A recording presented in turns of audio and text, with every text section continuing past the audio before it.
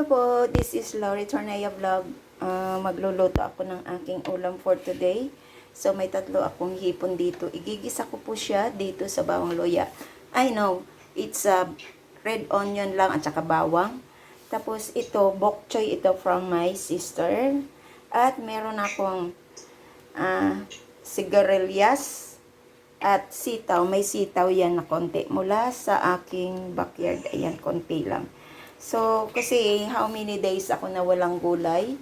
Kasi nga, sumama ang aking pakiramdam. So, at hindi ako pwedeng kumain ng mga gulay. So, ito muna. At namiss ko ang gulay na kainin. At ito'y nakita ko lang. My own menu lang to. Igigisa ko lang to ang shrimp sa bok choy and sigarilyas. At meron akong itlog. Sasamahan niyo ako.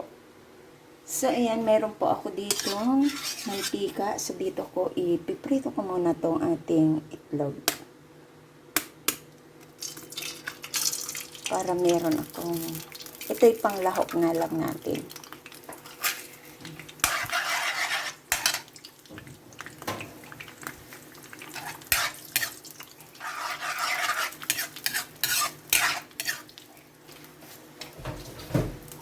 Lagyan ko siya ng kaunting salt.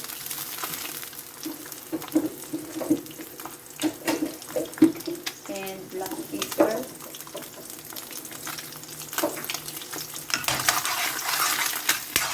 Dapat ito hindi siya magdikit-dikit. So, pwede na yan. Pwede ko na siyang set aside. Set aside ko muna. At dito ko rin iluto ang ating anuhan ko lang siya parang kunting lang. Yan, nagpula-pula. Bago ko iset aside siya.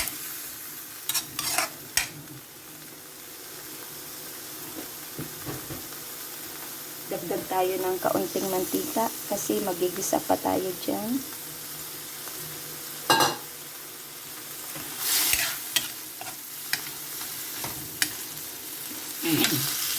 Ganyan kasi siya kasi nilalagay ko sa freezer.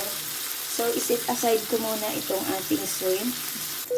At ayan, naiwan yung sili. So, ilagay ko na yung bawang at saka sibuyas. Isama ko na siya.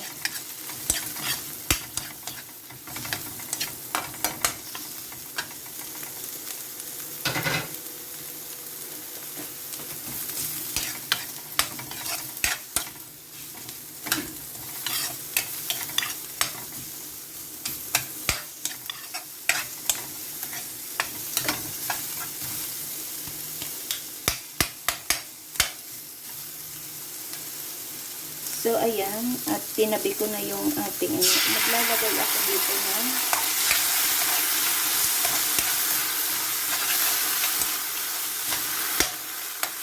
banana ketchup yung inilagay ko. And maglalagay ako ng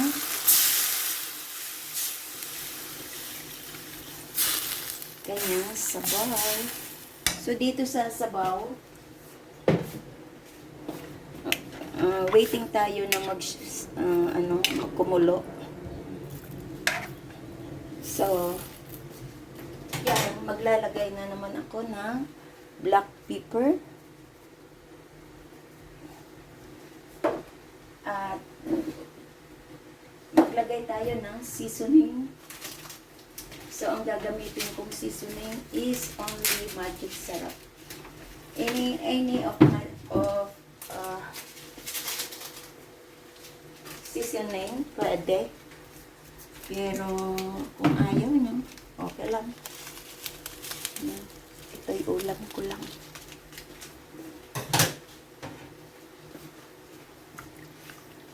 At antayin natin kumulo.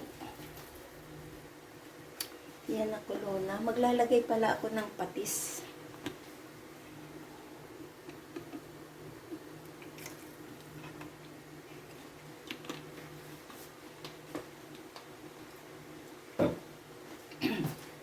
So dito, ilagay ko na yung ano, nakulo na siya. Ilagay ko na yung ating sigarilyas at sitaw.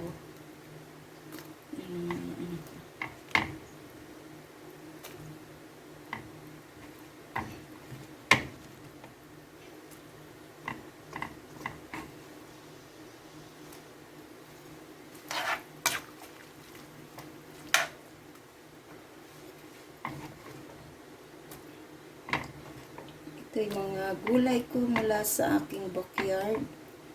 At ba natin paraan mailuto. Yan. Kasi nung Pasko, 22 yata yun, ay nasira ang tiyan ko. Inatake ako ng aking hyperacidity. Kaya kahapon ay nagpa-laboratory ako. Okay naman pala. Praise God. Wala talagang okay lang ang ano ko. So, hindi na ako nag-undergo ng check-up. So, ayan na. So, kaya natin kulo ulit.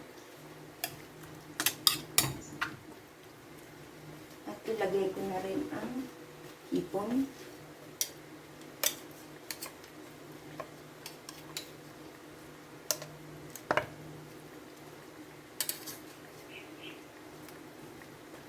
Diba?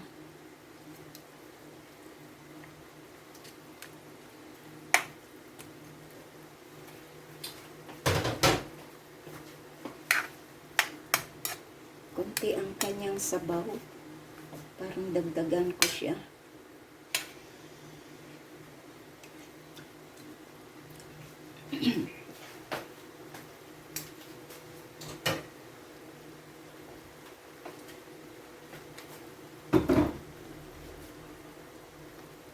Maglalagay nga pala ako kaunting sugar para medyo manamis-namis ang ating sabaw. Kasi nilagyan ko nga siya ng banana ketchup, so medyo maasim-asim siya. So para mag-ano ang timpla, lagyan natin ng kaunting sugar. Depende yan sa inyong mga panlasa. Ayan, sakto na.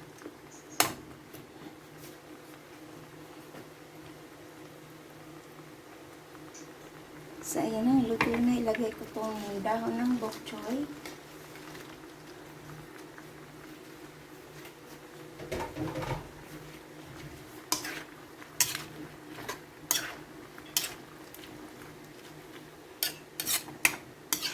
Kakaiba siya, di ba? Nilagyan ko siya ng tomatoes, banana ketchup. Ayan.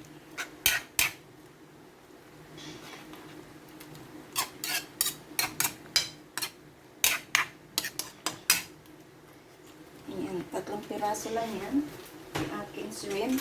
At ilagay ko na ang aking itlog. Ayan.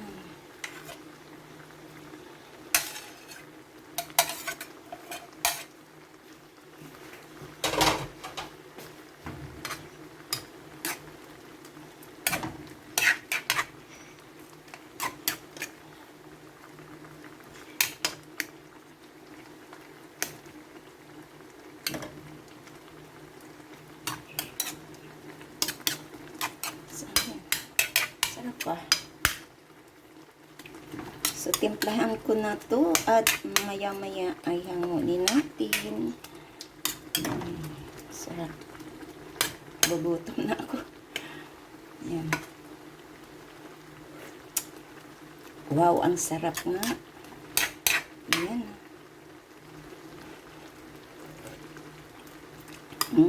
Sarap.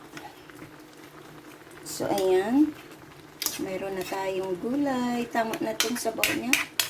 At ilagay ko na siya sa sa ating serving bowl.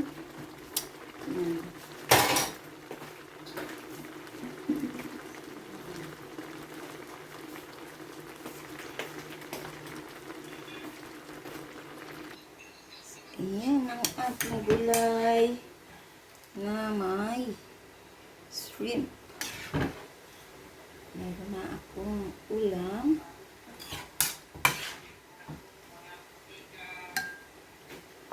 Yan na. Ayan, meron pa akong masarap na gulay ngayon. With egg.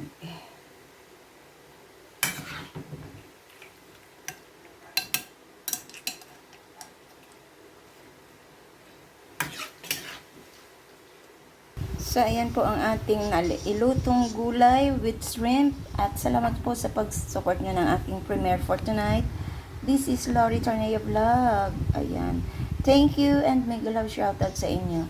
Ayan. Kain na po tayo sa aking nilutong shrimp.